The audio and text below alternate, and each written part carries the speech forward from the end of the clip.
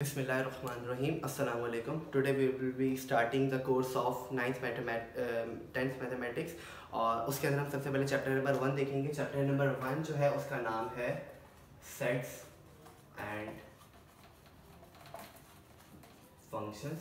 अच्छा, अब इस चैप्टर के जैसे हमें नाम से ही पता चल रहा है कि इस चैप्टर के अंदर भी हमारे पास दो कॉन्सेप्ट्स हैं, एक है सेट्स का और एक है फंक्शन का. जैसे कि हमारे चैप्टर की ऑर्गेनाइजेशन या पूरा स्केड्यूल इस तरह से हुआ है कि हम सबसे पहले सेट्स को देखेंगे, सेट्स को अंडरस्टैंड करेंगे.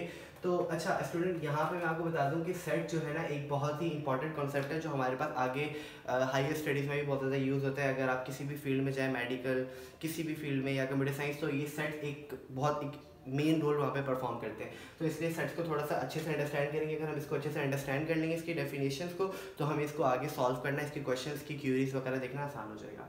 तो इसलिए अगर हम सेट की डेफिनेशन देखें तो set is the collection of distinct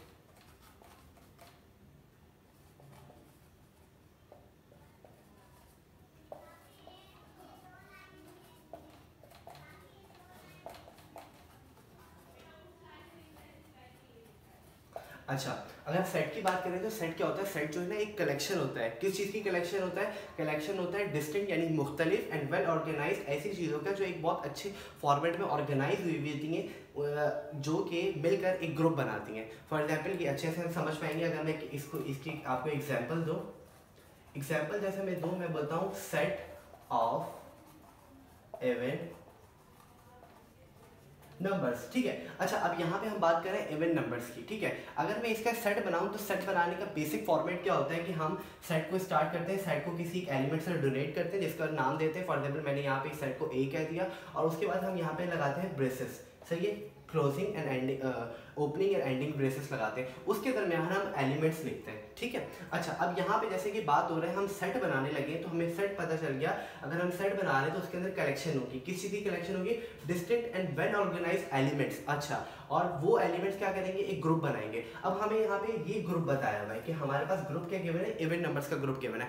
तो हमें क्या करना है? हमें डिस्टिंक्ट एलिमेंट इसके अंदर पुट करने. फॉर एग्जाम्पल अगर मैं बोलूँ कि इवन नंबर्स क्या होते हैं, मैं कहता हूँ 2 होते हैं, 4 होता है, 6 होता है, एंड देन 8 होता है, एंड देन 10 होता है. सही. एंड सो ऑन, आगे हमारे पास लिस्ट कंटिन्यू हो रही होती है. तो यहाँ पर ये 2, 4, 6, 8 एंड 10 जो है ये मेरे पास डिस्टिंक्ट एलिमेंट होते हैं जो एक वेल ऑर्गेनाइज फॉर्मेट के अंदर लिखे हुए, और ये मिलकर कौन सा ग्रुप बना रहे हैं? देखने से पता चल रहा है कि हमारे पास इवन नंबर्स का ग्रुप बना रहे हैं. तो this is called the set and this is the proper definition of set. ठीक है. और इसके बाद जब हम सेट की बात करें तो एक चीज़ को हमने अंडरस्टैंड कर लिया. अब हमें देखना है कि उसको हम रिप्रेजेंट किस तरह से करते हैं. तो सेट की रिप्रेजेंटेशन भी देख लेते हैं हम यहाँ पर. ठीक है, क्विकली. अच्छा, अब बात की जाए सेट की रिप्रेजेंटेशन की, तो हमारे पास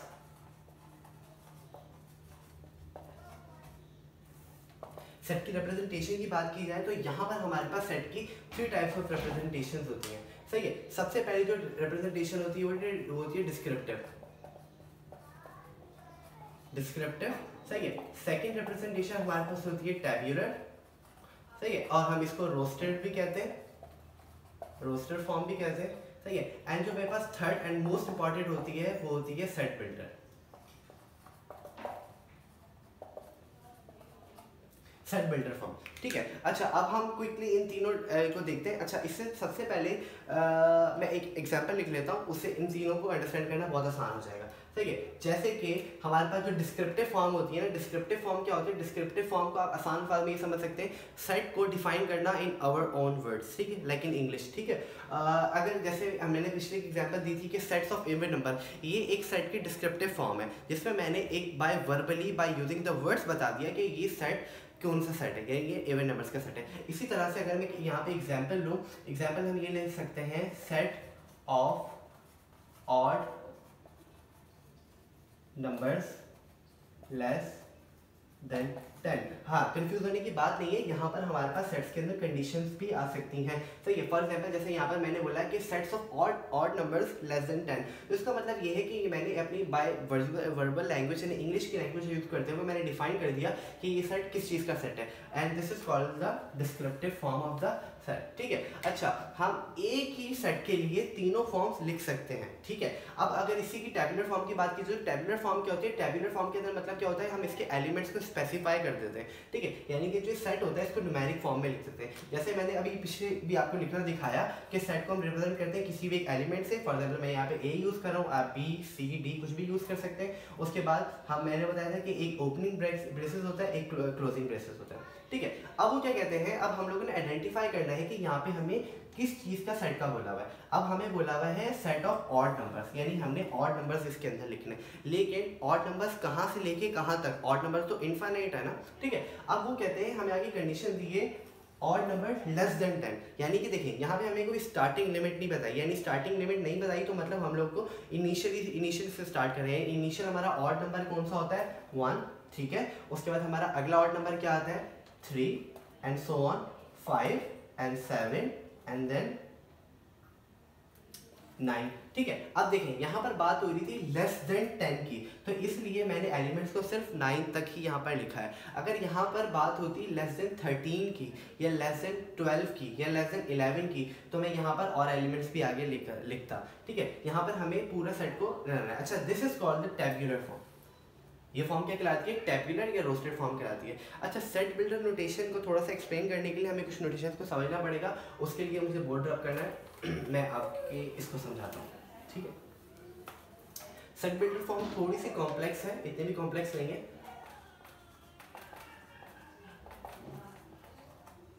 अच्छा जी, सेट बिल्डर फॉर्म की बात की जाए तो इसके लिए ना कुछ बेसिक सिंबल्स होते हैं, हमें उसको अंडरस्टैंड करना है। ठीक है, अगर वो हमने अच्छे से अंडरस्टैंड कर लिए तो हमें सेट बिल्डर नोटेशन को समझना बहुत आसान हो जाएगा।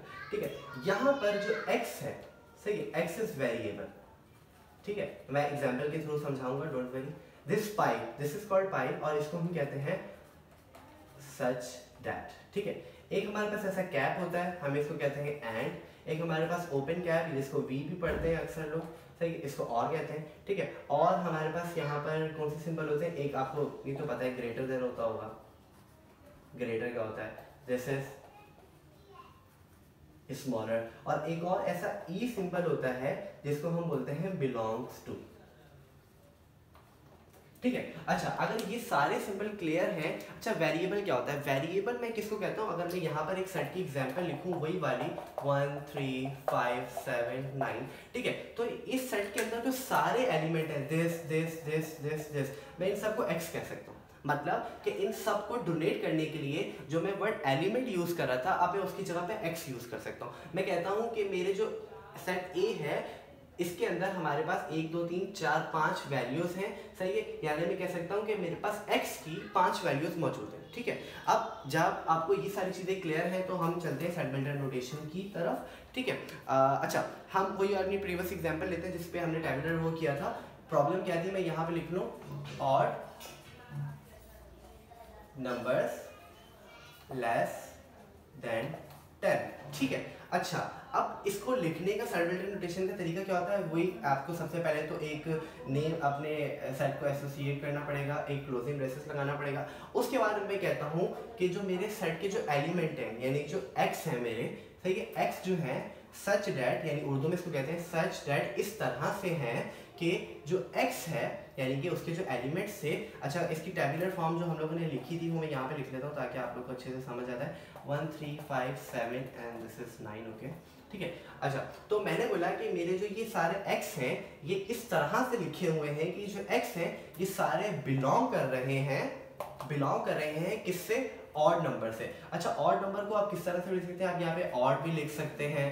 ठीक है, अक्सर बुक्स में आपको ऐसे करके दिखेगा, यानी किस तरह से भी लिख लो तो रिप्रेजेंटेशन हो जाती है। ठीक है, बिलोंग्स टू ऑड, यानी कि मैंने बोला जो सारे एलिमेंट्स हैं ये मेरे बिलोंग कर रहे हैं किसके? ऑड नंबर से।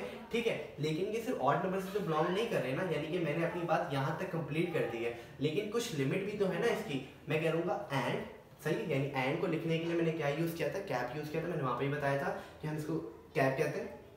एंड सही है, और मैं कहता हूँ कि ये जो मेरे x है इसकी कुछ लिमिट है, x इज कितनी लिमिट है, लेस देन यानी स्मॉलर देन कितना 10, ठीक है। This is my set builder notation for this example, यानी कि मेरे जो x हैं वो बिलोंग करते हैं ऑड नंबर से और जो मेरे x हैं वो स्मॉलर देन है 10 तक, ठीक है। आई होप से यहाँ तक क्लियर होगा। उसके बाद एक हम बुक की एग्जाम्पल देख लेते हैं, ठीक है। पेज नंबर 3 के ऊपर हमारे पास बुक की एग्जाम्पल है ताकि उससे हमें अच्छा सा समझ आ जाए, ठीक है। अच्छा, अब वो एग्जाम्पल में ये कहते हैं कि आपको एक सेट गिवन है, ठीक है। सेट क्या गिवन है आपको, ए गिवन है 6, 8, 10 एंड 12, ये सेट गिवन है हमें, ठीक है। अब वो कहते हैं कि इसकी डिस्क्रिप्टिव फॉर्म लिखिए, ठीक है। इसकी डिस्क्रिप्टिव फॉर्म भी लिखनी है हमने और इसकी सेट बिल्डर फॉर्म भी लिखनी है। सबसे पहले हम डिस्क्रिप्टिव फॉर्म सॉल्व करते हैं। अच्छा, डिस्क्रिप्टिव फॉर्म क्या होगी, डिस्क्रिप्टिव फॉर्म क्या होती है, हमें देखने से पता चल जाना चाहिए ये क्या है। मैं कहता हूँ कि ये मुझे लग रहा है 6, 8, 10, 12 ये तो इवन नंबर्स हैं, यहाँ तक तो मुझे समझ आ रहा है। लेकिन ये इवन नंबर्स देखो, इवन नंबर्स तो 2 से स्टार्ट होते हैं, लेकिन ये 2 से स्टार्ट नहीं हो रहे, 4 भी नहीं है इसमें, ये 6 से स्टार्ट हो रहे हैं और ये कहाँ तक जा रहे हैं, 12 तक जा रहे हैं, यानी ये आगे मूव भी नहीं करें। तो मैं ये कह सकता हूँ कि सबसे पहली चीज़ मैंने अपना ग्रुप आइडेंटिफाई कर लिया कि किस ग्रुप से बिलोंग करते हैं, इवन नंबर्स, यानी कि ये किसका है, ये है सेट ऑफ इवन नंबर्स का, ठीक है। इवन नंबर्स का सेट है, लेकिन ये कितने इवन नंबर्स का है, जो कि बिटवीन है 5 एंड 13, यानी कि 5 एंड 13 के दरमियान जितने भी इवन नंबर्स आते हैं ये सारे इस सेट के अंदर है। बात समझ आ रही है। अब ये हो गई डिस्क्रिप्टिव फॉर्म, अब इसकी सेट बिल्डर फॉर्म लिखते हैं।